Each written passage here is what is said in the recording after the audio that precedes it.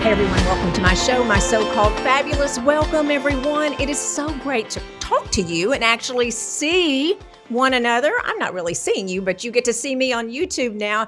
And I am so excited to be here today in our Dallas studios.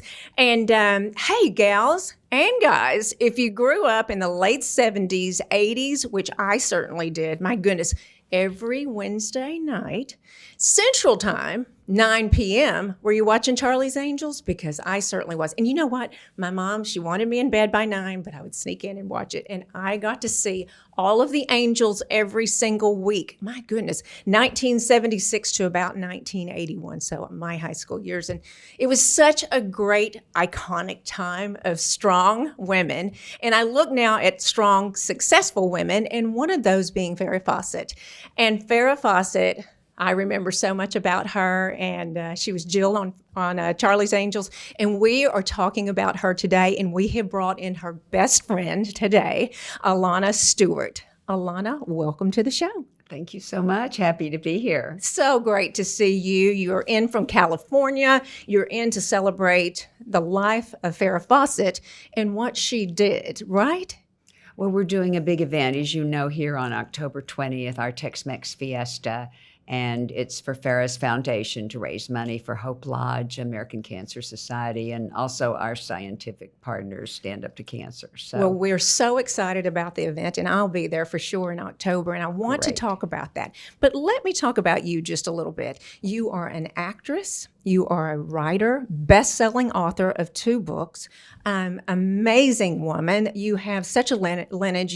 You're a model, actress again, and a mom. We were just talking about our children. That's our pride and joy. And you are a friend. And you do we say? I say that because my mother is deceased, but Farrah's best friend. And tell us a little bit about yourself and how you met.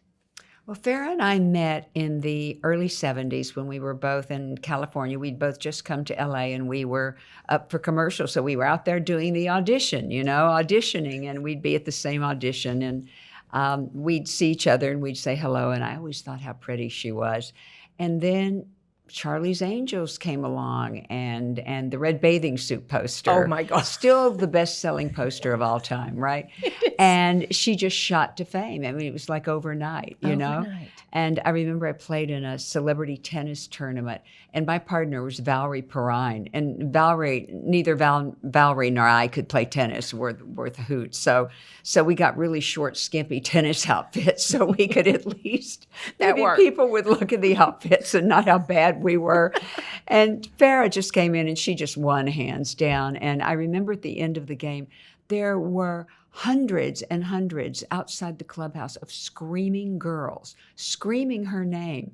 And it was just unbelievable to see what had happened to her overnight. Overnight. Yeah. Was it, okay, help me out, because was it the poster that came first, or was it Charlie's Angels? I believe she had shot the poster before Charlie's Angels, but it didn't come out until afterwards, soon after. And Charlie's Angels, as you know, was a huge overnight hit. And then the poster came on top of that, and she was just the it girl. From then on.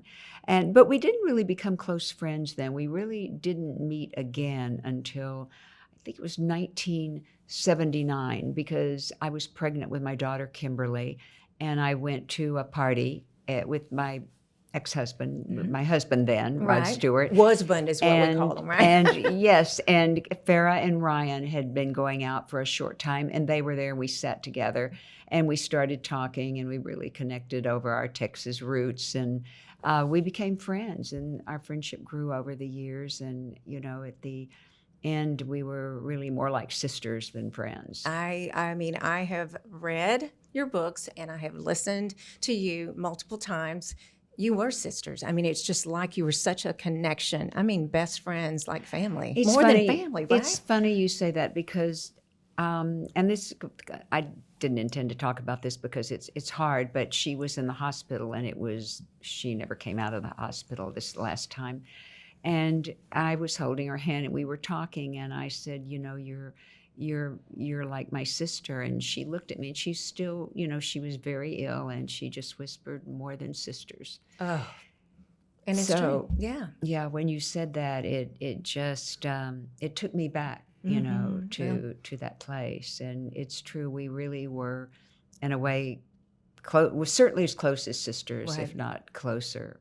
Isn't it amazing, Alana, that you get to choose your friends? You get to select your friends. You don't choose your family. I mean, you select your friends. So that always resonates with me. And I have a bestie. I have a Farrah in my life too. And I think about it. That's just it. Losing someone like that, it just would be tough. So you met and you became the friends, and you just started. You were working together. Your children friends, or how did that work? I mean, well, I gave Farrah didn't have children when I met her, but she got pregnant with Redmond, and I gave her shower. Gosh. And so I've known, I knew him from the time he was born. So we just shared so many things together in our lives. And, as we got older, then we would talk about, when we were younger, we were more frivolous. But then as you get older, you get more serious, and things happen in life. And we would talk about our kids and problems that we were having with them. And it was funny because Farrah her career was very busy. So she would go away sometimes on location for 2 months, and we wouldn't see each other. She'd come back, and we'd get on the phone, and we'd be on the phone for 3 hours. Oh, I mean, wow. You have a friend like that where you may not talk to them for a while, and then you get on the phone, and you're just on the phone for hours. You have so much to talk about. So much to talk about. You are both from Texas. I know Farrah's from Corpus Christi. Where are you from originally in Texas? Well, Nacogdoches. Nacogdoches, that's right. Yeah. Stephen F. Austin. My freshman year, I went to Stephen F. Austin. And then you did? Yes, Piney Woods. A lot of my friends went to Stephen F. Austin, and I lived in Nacogdoches with my grandmother. We lived out in the country, and I lived with her until I was about 8 or 9. Then I moved to Houston to live with my mother for a while, and then I ended up living back with my grandmother. And I came back to Houston for junior high and high school. Wow. Okay. And then you moved to New York, right? And then I moved to New York when I was 19. I worked for Trans-Texas Airlines for about 9 months. I was a terrible stewardess. That's all I can tell you. I was terrified of flying. The passengers used to have to reassure me. I had never been on an airplane before, and I was absolutely terrified. Alana, you're kidding. No, Was it just a job? heights. I mean, was it a job that you had an opportunity? I wanted to go somewhere. I wanted to Yeah. get out of Texas. I wanted to do something, and I had to save up some money to do it. You just started flying and you didn't want to fly. Trans-Texas Airlines. Well, I wanted to, but I was scared. I know. Which brings us back to Farrah. So tell us, how did you find out that she had cancer?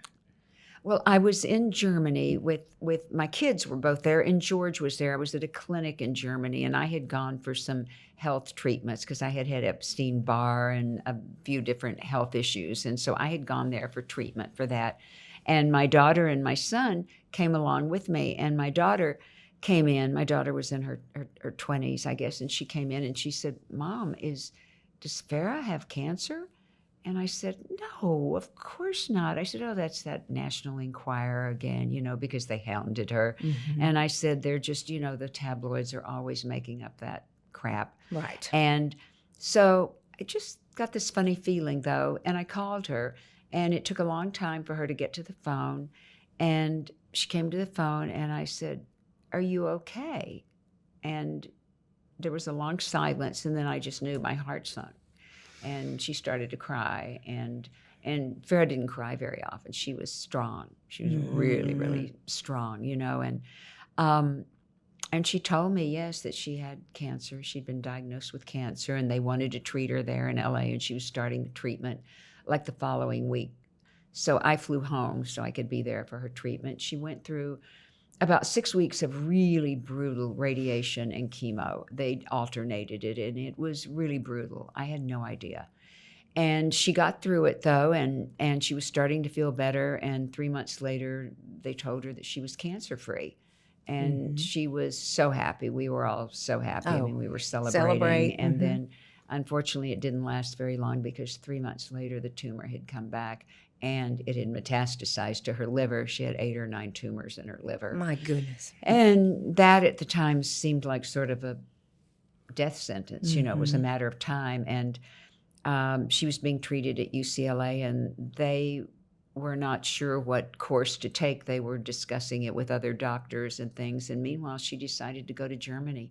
She talked to the doctor in Germany, and the doctor said, I think we can help you. I'm not going to promise, but I think we can help you. And she said to me, what would you do? And I said, look, if it were me, I'd be on the first plane there, but I can't make that decision for you because, God forbid, I encouraged you to make the wrong decision, but you have to pray about it and, talk to Ryan and just go inside and see what feels right for you. And she called me back and she said, we're coming. Yeah. And that's it. We ended up in Germany, and she handed me her little handheld camera the first day we were there, and she said, will you film my meeting with the doctor so I can remember everything she says?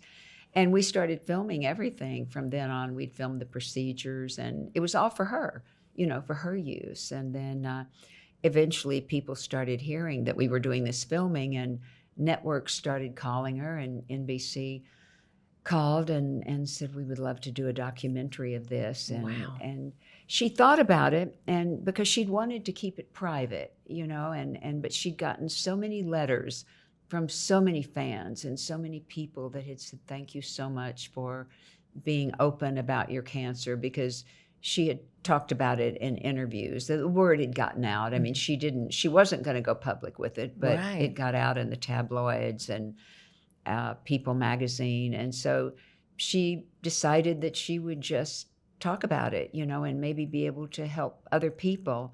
She had anal cancer. That's I was going to ask, what was her cancer? It was anal cancer. And at that time, it was a stigma. Nobody wanted to talk about anal cancer. Right. And she came out and talked about it. She was on the cover of People magazine, and she got so many letters from people. I mean, she literally got thousands of letters every week of people with some kind of cancer. And they were all thanking her for talking about it and giving them hope. And because Farrah was a fighter, she wasn't going to give up. She was determined to beat it.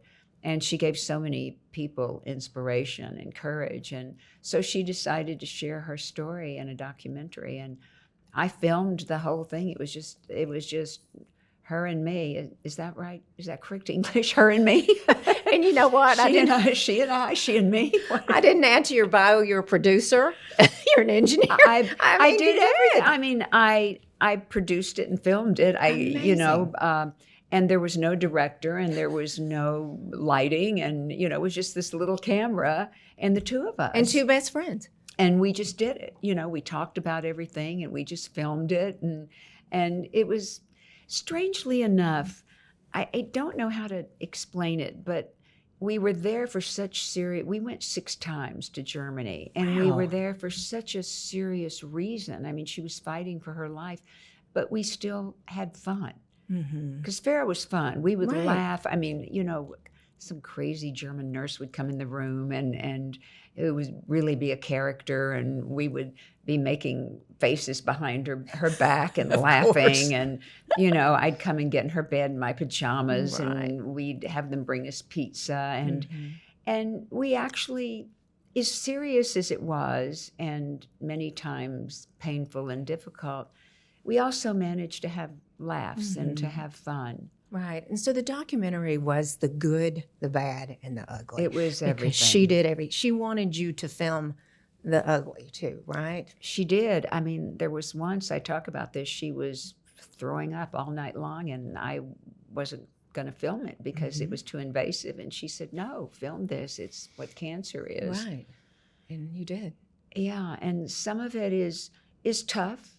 It's tough to watch, but it is what cancer is. And it has no discrepancies at all. It will choose anyone, right? At any time. Doesn't pick favorites. And Farrah was the last person in the world you would thought to get cancer, because she was so healthy. She was such an athlete, Isn't it amazing the most healthy people that get sick? We do anything we possibly can, and it just happens, just like it doesn't discriminate, just like you said. No, it doesn't. But one thing I do always like to say is I do believe if she had gone to the doctor early on when she had symptoms, in the very beginning, I think she could very well be alive today. And that's one of the things that we talk about in the foundation a lot. We support programs that support awareness and prevention. And her mother was dying in the hospital in Houston. And so she went to Houston to be with her mother. And for about 3 months, she was there, and she ignored some very telltale signs that she had until she got back to LA. And then I think Ryan said to her, "You better go to the doctor." And she went, and she had a strawberry-sized tumor by that time. Wow, amazing. So that's one thing that's so important that we really encourage people to do, is to keep your checkups regular. Yeah, and women we don't take care of ourselves. We put ourselves on the back burner. I know that. I've listened to you, and again, my mother did the same thing. Her mother was dying, and she had a lump in her throat, and the same thing, just put it off. It's just, I just have sore throat, it's bad. And it was diagnosis after my grandmother died. So, isn't that interesting? It's the same story. Same story. And exactly. If she had caught it early on, things might have been different. They might have been. So when we talk about healthcare, and at the time, this was 2007? Well, she was diagnosed in 2006, and she started the foundation toward the end of 2006, 2007. It was being set up. Right. So going to Germany, I remember those days. That was really, really important. But what you're doing now with the foundation is helping us right here at home get health care, early detection, and research, right? Tell us about the Farrah Fawcett Foundation. Well, our mission is really what Farrah wanted it to be. It's supporting cutting-edge research, promoting prevention and awareness, and helping people that are battling cancer today, which is one of the reasons that we've ended up in Dallas, is because we came here in 2016 to do an event with John Terlingo from Terlingo Cycle. Yes. And he was raising money to donate to Hope Lodge, and we raised $100,000 to name a room after Farrah. And so that was our first connection with Hope Lodge. And when we decided to come here this time and do the Tex-Mex, 50% of the funds raised are going to go to Hope Lodge, and the other 50% are going to go to Stand Up to Cancer, who is our scientific partner for the research. Your scientific partner. Okay, Stand Up to Cancer. And then tell us about Hope Lodge. because the financial burden on so many, even with insurance, is so, it's mind-boggling. Well, that's part of our mission statement, and it always has been, to help people who are battling cancer, because the one thing that Farrah realized was a lot of people didn't have access to funds the way she did. She knew that she was fortunate, but people, most of the time, their insurance covers their treatment, but there are people that drive long distances to get their treatment. They have to stay in a motel, they have to eat, they have to pay for parking, and they don't have it. They just don't have any money at all to do that. And so we have patient assistance funds set up around the country at different institutions.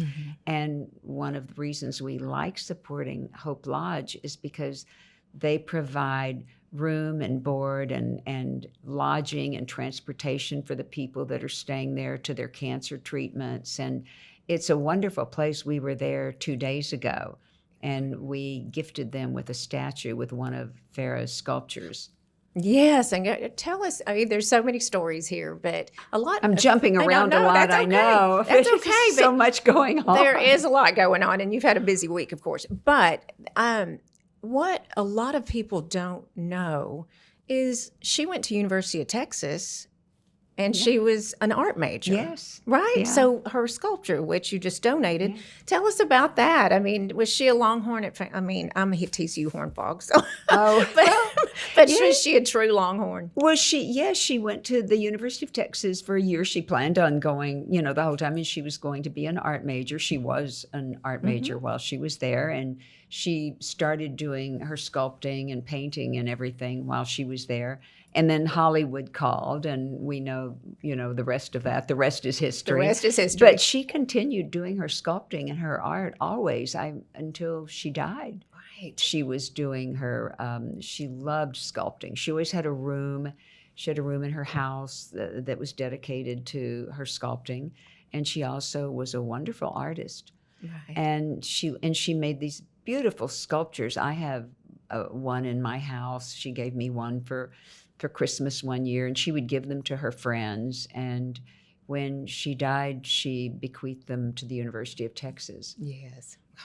So we beautiful. gifted one of them to one of a reproduction, of course, but a reproduction of the original one, Right. to Hope Lodge the other day. And we were there, and it's such a wonderful place, and what they do is so necessary. I mean, people really need help and support when they're undergoing treatment. Mm-hmm. I mean, that's amazing. And to be, is it you have to be invited to be? What do you have to do other than you have cancer and the diagnosis? You have to live 40 miles. You have to outside? live 40 miles or more away, and you have to be undergoing treatment Right. presently. Right. And I know those are the requirements, and they let you bring someone with you, a family member or a caretaker. And it's really a lovely place. And they have yoga and meditation rooms and a big cafeteria where people can go and get together. I mean, it's really a lovely place. Unbelievable. I mean, the fund. So 50% is going to Hope Lodge, Hope Lodge, and the American other- Cancer and- Society, yes. and the other 50% will go to Stand Up to Cancer. They're our scientific partners. We joined forces with Stand Up to Cancer in 2013, and Stand Up to Cancer was started by Sherry Lansing and Katie Couric and a group of women in the film industry, and it has made amazing progress in the cancer world of research because they pull people together, scientists from all different places, and they put them together, and they work together instead of each of them working individually, and Right. trying to find a cure for this cancer. They work together. So these profits, everyone, tell us about the event that's happening in October. So excited because, a lot of these fundraisers are fabulous. They're over the top fabulous with gowns and sequins, which you will see that too. But you see a formal attire with a chicken or beef dinner or whatever the case may be. This is very different because you and Farrah both love, which I would like it right now, Tex-Mex, right? I love some too. Oh. It was our favorite food. Wherever we went, whenever we came to Texas together, we looked for the best Tex-Mex restaurant around. So when we decided to do this the first year, 2015, in Los Angeles, we decided to do, I thought, well, what would Farrah have wanted? And I thought, Tex-Mex. Let's do a Tex-Mex Fiesta with mariachis and Mexican food and country music, and let everybody come in boots and jeans, and the women get a little more fancy, you know. But everybody was so happy. They loved it. The men were thrilled. I'll bet. Not to have to put on a suit and a tie or a tuxedo. Sure. And, as you say, go to one of those big ballrooms and eat rubber chicken. Exactly. And it was just very different. We did it outside under the stars in early September, and people loved it. And we did it every other year because it was a lot to do every year. Right. And I also didn't want to hit my friends up every year. I felt like, oh no, Here we go again. Here she comes again.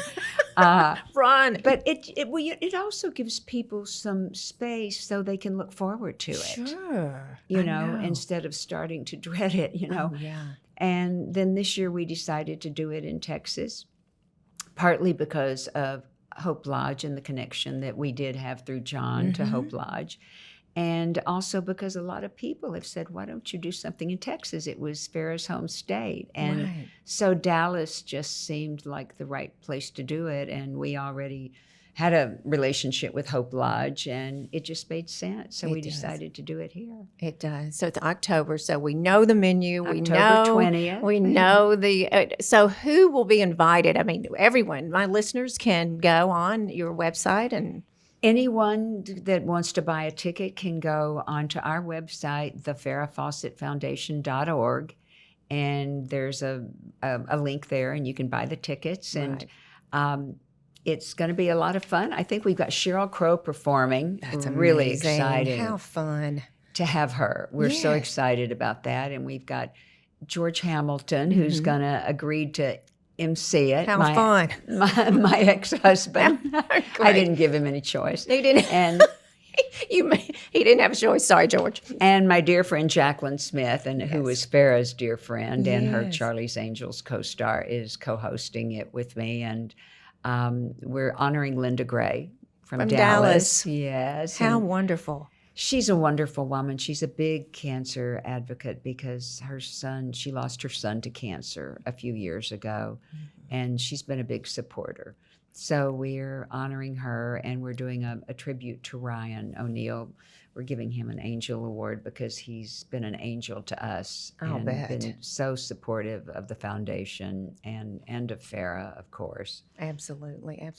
Can you look back at the time that they asked you to be the chair, how your life's changed and what a difference you have made in the fight of cancer? What do you think when you look back at that time when they asked you to do this? That's a great question, because when they first asked me was in 2009, right after Farrah died, and I thought, I don't know how to run a foundation. I have no idea. Right. And I talked to my good friend Sherry Lansing, and she has her own foundation, and she also started Stand Up to Cancer. We had lunch, and I said, I don't know how to do this, Sherry. And she said, yes, you do. She said, you're really smart. You'll learn. You'll figure it out.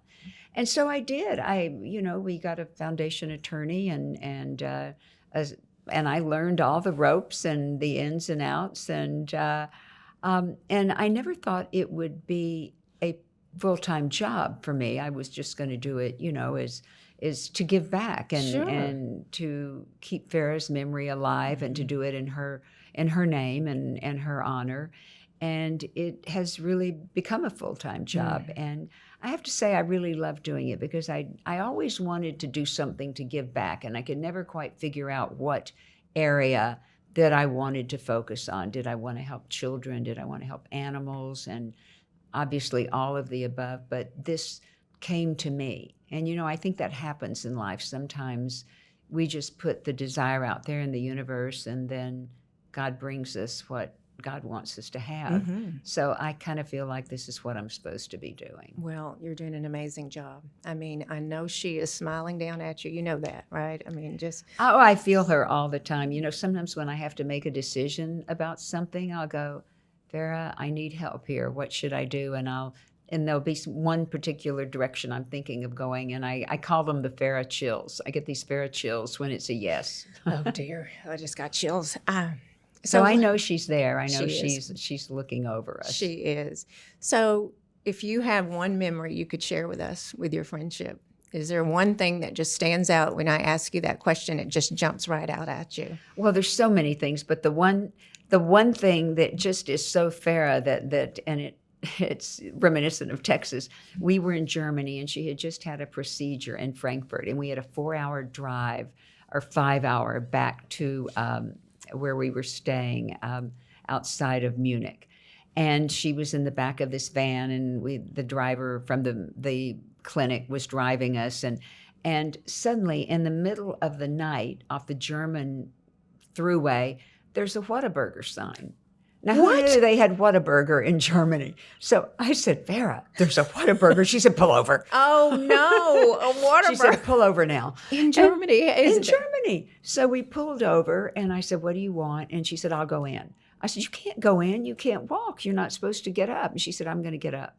So she got up, and she came into the Whataburger and out in the middle of nowhere, we got a Whataburger and Coca-Cola, and she was mad because they didn't have any ice because, you know, in Europe they never give you Any ice with anything. No extra ice at all. She was mad about the ice. But we so enjoyed those Whataburgers, and somehow that always comes to my mind. Oh, I'm glad. Well, it's a great story. Okay, the event, October 20th at the Rustic in Dallas, Yes. Tex-Mex Fiesta.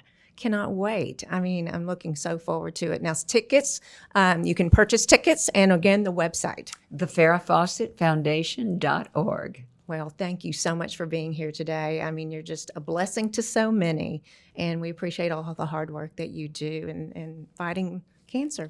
Well, thank you so much for having me, and I will see you on October 20th. You sure will. Can't wait. Everyone, thank you so much for joining us today. Go, and hopefully we'll see you on October 20th, and everyone, keep being fabulous.